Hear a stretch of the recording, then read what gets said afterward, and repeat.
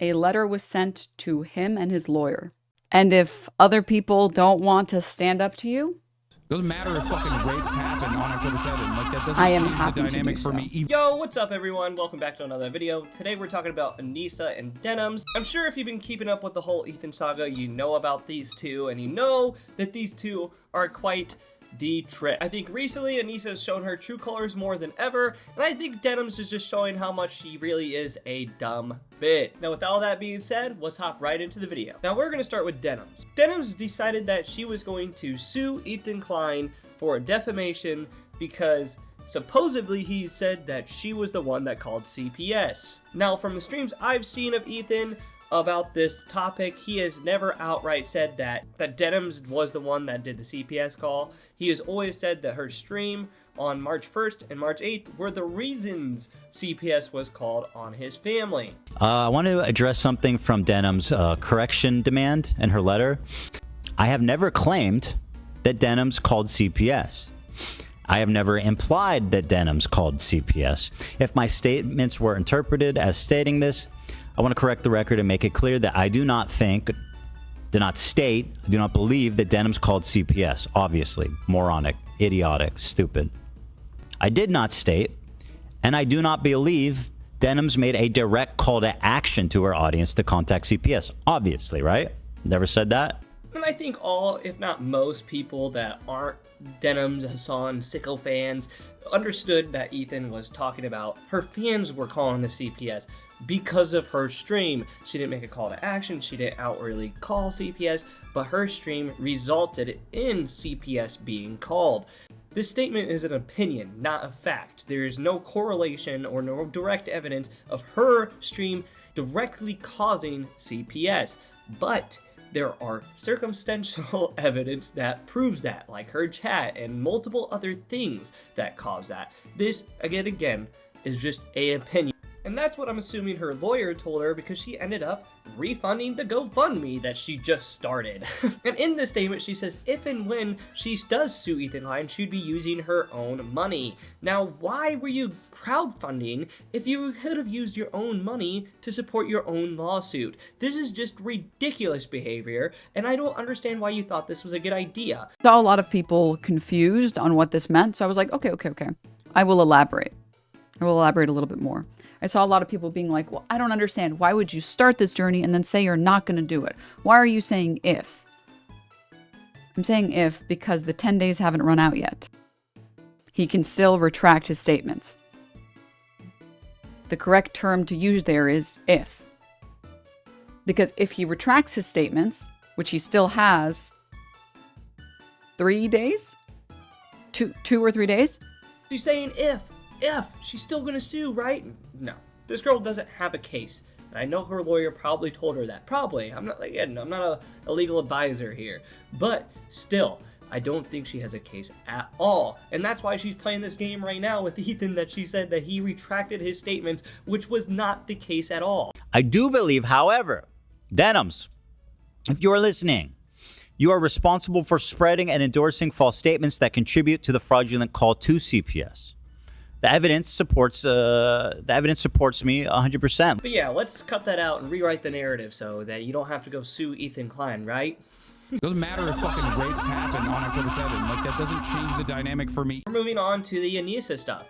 It literally starts with the Twitter post from Anisa and H3 slapping back with some funny memes. I think it's pretty funny. Here's what the tweet says. It's okay to find me attractive and still hate me. I know it's confusing for some of you.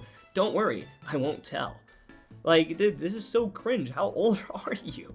Dude, this is just, I don't know. This is weird. Just weird behavior from a 30-year-old. And then Anisa takes this tweet from Yeet and says, Ethan's actually starting to creep me out at this point. Like, you're the one that posted this on your Twitter. What? You're just making fun of how ridiculous you look.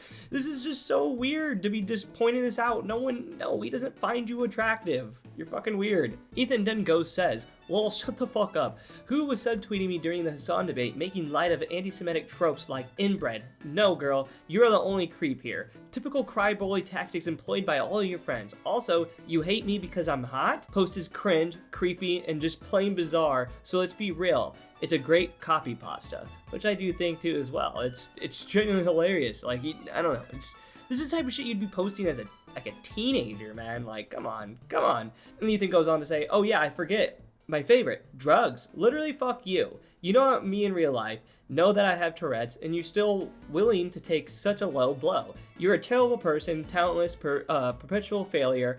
Be honest, this content cop was your idea. Ian didn't even know what Zionism was 3 days before posting the video.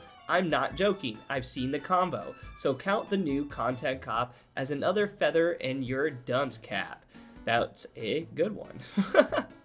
Like, no, for real, like, we all know that she was behind a lot of the content cops before, and we don't think that she was involved with this one too. I think she had a lot of involvement, and was probably the reason why Ian was using the word Zionism in the first place. Anisa goes on to say, no way he's on the full alt-right incel pipeline, bah! Sounded like a fucking sheep. You think I'm an evil witch. It's your manic depressive, desperate behavior that makes me think you're on drugs. You can't even finish a sentence half the time. Your takes have nothing to do with it. Post on Twitter, pussy. Now I think this is just something really dumb to say, especially if you've been watching Ethan lately. Like, how can you even say this? Like, this is just, she's just playing off the ignorance of others. It's so blatantly obvious. Anisa then goes on to say, Ian was too nice in his content cop. Trust me, if I was pulling the strings, it would have looked a lot different. No mercy for creep misogynistic losers who can't handle criticism. Ethan then goes on to say, so you're saying that's what you thought about me before the content cop? In other words, you are a two-faced liar and a fake friend. Every time Anisa humiliates herself, another corny dollar star tattoo appears on her. Then she goes on to say some actual crazy stuff when she says, I always had a feeling you hated Arabs after I heard you joke about AB was one of the good ones on your podcast years ago. Over time, it's just become more and more obvious what you are. It's repulsive. Everyone knows what you are. Crying on your stories won't save you. Ethan then snaps back with, you always knew I hated Arabs? The fuck? You kept pretending to be my friend and using my show to promote your defunct boxing event? Super genuine person, you are. My wife is more Arab than you, by the way, and my entire extended family. You're an absolute fool. Now, this is straight up just crazy to say, and the fact that they've been friends for a very long time, and the fact that you can just sit there and be like, I think this guy's fucking racist. I think he just hates Arab people so much. Maybe I should just use him. I think these tweets and this drama has only further proven that Anisa is a shitty, controlling person that will do anything for clout in any shape or form. Both her and Ian are grifters. They don't believe in anything they say, don't believe in anything they stand behind. They only do it for views and likes. Now, my final thoughts on the Denims and Anisa stuff is Denims is truly just dumb. She has no idea what she's talking about, but she'll continue to act like it and sit on her high horse when she has none.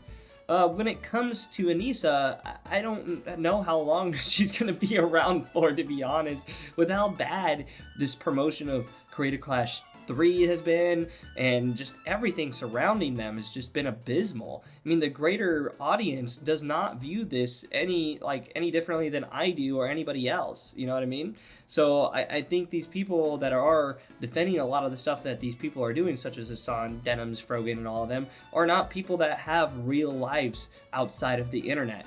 So I don't take a lot of what these people say seriously. I just find it super hilarious. Well, that's all I have for today, guys. If you liked the video, please leave a like. And if you're new here, please subscribe. And if you disagree with me, let me know down in the comments. We can chat about it. And I'm sure a lot of you do. So with that being said, I'll catch y'all in the next one. Peace.